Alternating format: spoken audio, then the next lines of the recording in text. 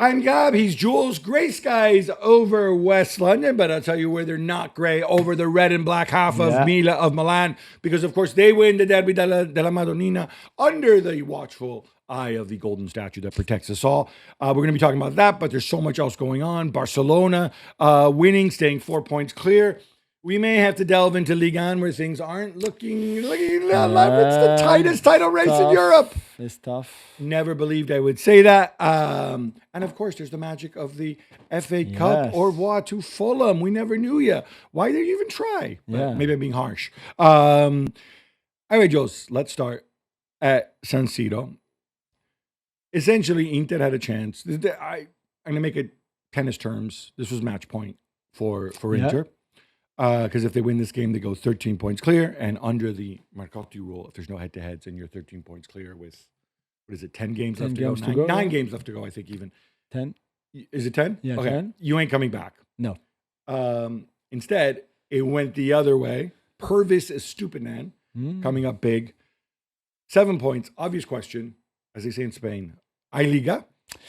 Yeah, I think so, because at 7 is still significant. And if you look at the schedule and the 10 games left for both Milan and Inter, I mean, both play Lazio and Atalanta, for example. But then you've got Napoli for Milan, you've got Como and Roma for Inter. So it's probably, I don't think there's much into it if you look into schedule. But Inter are not playing well. We saw that against Bodo Glimt. We saw that again last night. It was not a good performance. Lautaro is still not back. There was no Thuram, who was ill. And without them two, and Çalhanoğlu, who the camera keeps panning out on the bench, looking like more and more deflated. So it's more the form that Inter that I think is worrying more than the 7 points. So of course there is a title race. It's still not very tight, but because Inter are not in good form, I think there's something to hope for Milan.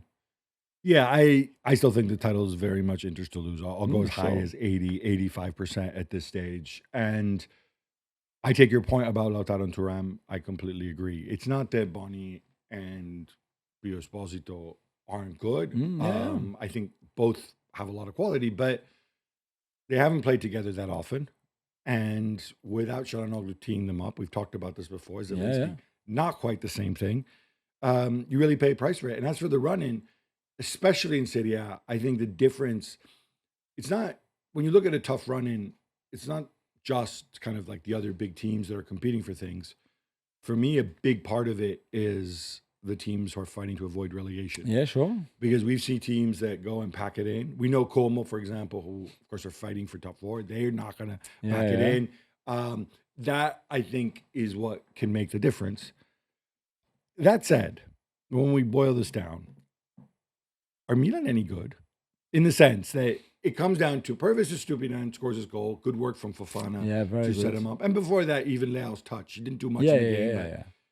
But that was good. But Inter had, you could argue, two bigger chances with Mkhitaryan and Di Marco. And they both missed them. I mean, is it 6 of one half dozen of another? Yeah, I mean, we've watched Allegri all season. We've watched this Milan team all season with talent, sure, a bit everywhere, and still a midfield of Modric, Rabiot, and Fofana, and then relying a lot on Pulisic and Leao to make something happen, which it looks like it's been the thread of the season. Let's be solid, and then somebody somewhere is going to do something good, more than anything else, really. So even yesterday, in the way the ball was moved, you could see exactly what Inter were trying to do. Not well, because Barella didn't have a good game either, because we mentioned the front two, and to a certain extent, I mean, I know Dumfries came on, but Luis Enrique is nowhere near the level of right wing back for Inter anyway. It feels with him like he's always reminding himself, wait, I'm not a winger anymore. There's nobody behind me. Let me check myself a little bit. Yeah. And it's a hard transition. It is. But with Inter, at least you could see what, the rotations and what they were trying to do. For Milan, it was very basic, but it worked, to be fair, and they scored a lovely goal. Basic as in another word for defensive? Like just solid, and then, Modric dropping between the center backs to go and literally quarterback. I mean, I don't know how often he came into the opposing third except for on set pieces. Lau and Pulisic worked hard. Pulisic is always there. Yeah. It makes things But they happen. saw so little of the Telemarkers to ball, some though. extent. Yeah. No, it was not. But that's how they've played all season. So there was nothing surprising. It was efficient, and they've been quite efficient all season long, really. But you're right. If Mkhitaryan scores that chance that he has, which he should, because he just hitting the ball from 6 yards out, literally on the chest of Maignan. If he scores that, I don't think Milan come back into the game. Jules, one thing that we did not mention, and I think regular viewers will know, I have no problem criticizing referees. Yeah. Constantly, right? However, I really felt for them. One issue we did not mention was the Samuel Ricci handball. The ball strikes his arm. The referee, Daniele Doveri, he doesn't call for it. VAR does not intervene. And the thinking was because the arm was down by his body. This should not be a big talking point. On my favorite sort of Sunday night Serie A highlight show, they spent like the first 20 minutes talking about this, and I really don't get it. Because to me, this was 100% in the rubric of, well, I didn't think it was it was a handball. If you think it's down to the referee's call. But I think even if you thought it was a handball, you should be able to accept the fact that it's not obvious. It's a referee's judgment. Yeah. And VAR should intervene. Am I wrong here? No. I agree with you. I thought the same. He's very close to the ball to start with. And I think even he tries to take his arms away when he realizes the ball is about to hit him.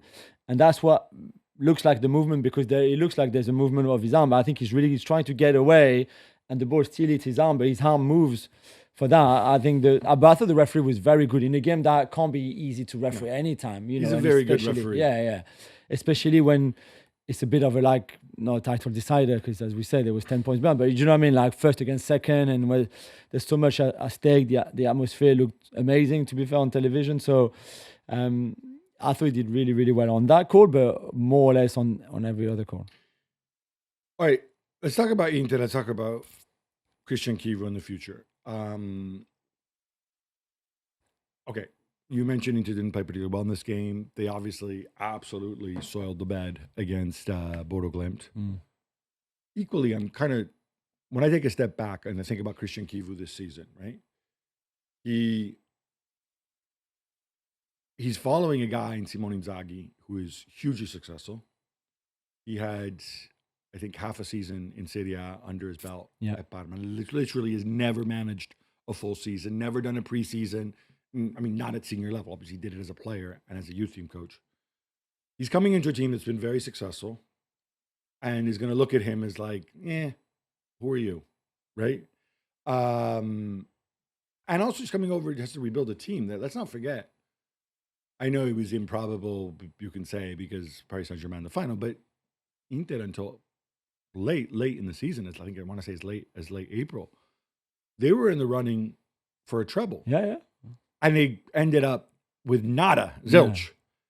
So that creates, I think, there's something to rebuild psychologically there, right? Yeah, sure. When that happens. And he took all that, and he has a huge lead at the top of the table.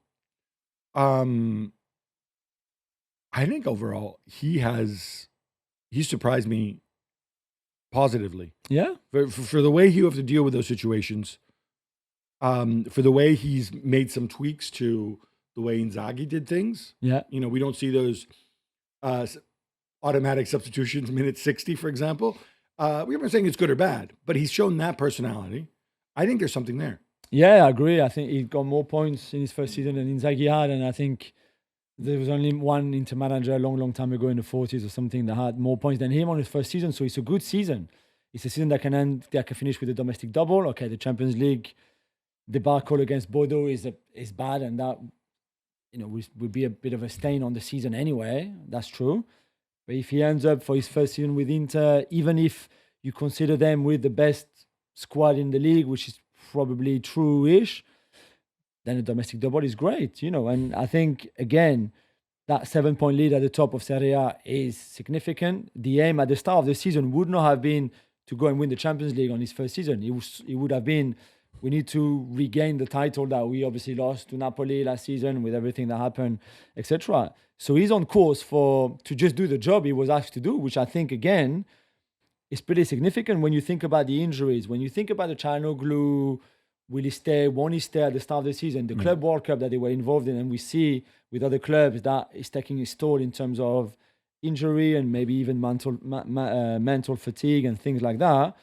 I think he's done really, really well. Yeah, the Champions League is the one really where, that's the bad one. And I think we've also seen him push younger players. You know, the club are obviously have to start thinking about transition, right? Because some of these guys are getting older. But, you know, we're seeing Sucic get more and more minutes. Yeah. We obviously saw Pio Esposito. Barney's not old either. Yeah. The reality for Inter right now is they're owned by an investment fund that needs to show a return. So it doesn't mean that they have to necessarily break even every single season, but over time, they have certain restrictions, and because they can't grow their revenue right now until the new stadium is built or until Serie A becomes dominant again and gets a gigantic contract like the Premier League, you know, these are the realistic financial restrictions that they have to operate in. Yeah. So they have to make the right calls. So I think they're on the right track. But I want to turn it around then and say, who has the brighter future, Inter or Milan? Wow, that's a good question. All right. Who has the brighter future? Allegri said something, and this may help inform your answer. He said, the goal this season was to qualify for the Champions League. Yeah. That's what he said. Yeah, I mean, I'm not a fan of Allegri anyway, so I would rather, I would more go towards what Kivu probably could try to build with the squad that he has, that needs rebuilding and needs investment, and some players need to go and others need to arrive, sure. Then go for Allegri and the project at Milan. I mean, we saw your friend Jerry Cardinale, who was there, hadn't been there for a long time yesterday with Zlatan in the stand, was very happy and great. And you've got Leao and you've got Pulisic and you've got some, good talent, still young. There's something really interesting, I think, to build in Milan. You'll have the new stadium. I was going to say soon. What in It's Italy. Yeah, 4 or 5 years time, but they will come at some point. But I don't know. This is what would make me slightly uneasy, and it was why I didn't like it when he said, "Well, our goal this season was qualifying for the Champions League." Yeah, sure, Max. It's your first year, but did Milan behave like a club whose goal was to qualify for the Champions League? Milan have the fifth highest wage bill in Serie A, but it's only a couple million lower than 3 and 4, I think, are Napoli and Roma. You go into the season, you have a 40-year-old central midfielder. Luka Modric, what, you think he came there to go and celebrate qualifying for the Champions League? You spend big on Rabiot because that is a big contract. That is an important senior player. He's 30 years old, right? Yeah. You can't say, oh, yes, this year we qualify for the Champions League and maybe in 2 years' time. In 2 years' time, Modric is going to be gone. What's your succession plan? Is it Ricci? Really? I don't think so. Is it just, do you know what I'm saying? Yeah, absolutely. Yeah. When you come out and you say stuff like this, I think it kind of sets a tone. And if I'm the owners, I'm not happy to say that. I say, no, because you didn't play European football this year. Yeah. You go back next season with this team, with Modric at 41, maybe next season. Who knows? Yeah. And you have to play Champions League football next year. You're going to cry from the first week about the squad and how tired it is. You have a week to prepare for every single game. Yeah. Plus, the other thing is, you can say at the start of the season, we want to finish top 4. We're not as good as Napoli, whatever. Yeah, okay, but then Napoli have this biblical plague of injuries. Yeah. Juventus change managers. Yeah. All of a sudden, the landscape changes. Yeah, absolutely. And that's why, like you, I'm higher on where Inter are as a club right now than frankly where Max is. Yeah, I agree.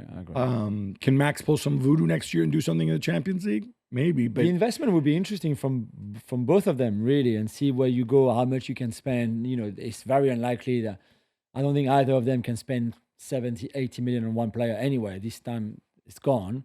I mean, and Nkunku was the highest transfer fee last season, wasn't he? And he's like 38 million euros, which is already a lot of money. It's below 40 million, but still, that's probably who has the more money, who can spend the most, who will be the most efficient at renewing that squad, because really both of them at some point will have to. what you do with Jimenez, what you do. Okay, Fulkrug is a bit different, but what do you do Well- with? So Maignan has extended. Obviously, you've got Pulisic and Leao, but Rabiot will be there. But like you said, he'd be 31. Modric, what do? You probably need another midfielder, maybe two centre backs. What happens in your two wing backs? Is Salemaker really good enough for you to go and win the title with him at right wing back? No. Don't think so. So there's a lot of things there. Same for Inter. So it'd be quite fascinating to see. I think he did maybe fewer concerns in the sense that probably. they can get some money back for Fratesi or have Fratesi in the mix. Yeah, Çalhanoğlu, we don't know, but you can get another season from Zielinski. Maybe Sucic continues to grow. Really, I think they're one kind of saleable asset, realistically, unless somebody wants to go. Maybe Italy will win the World Cup and they'll get 150 million offer from Real Madrid for Bastoni. I don't know. Yeah. But Well, unless that's he'll something have to improve because yesterday was bad again, man. They're not on the evidence of the point. The guy was getting booed for reasons we know. Exactly. Every time he touched the ball. But I think Inter's squad can just, to me, looks more complete going forward right now. Yeah. But yeah, it's going to be a big summer for both of these, and I think I'm slightly more bullish on Inter than Milan right now.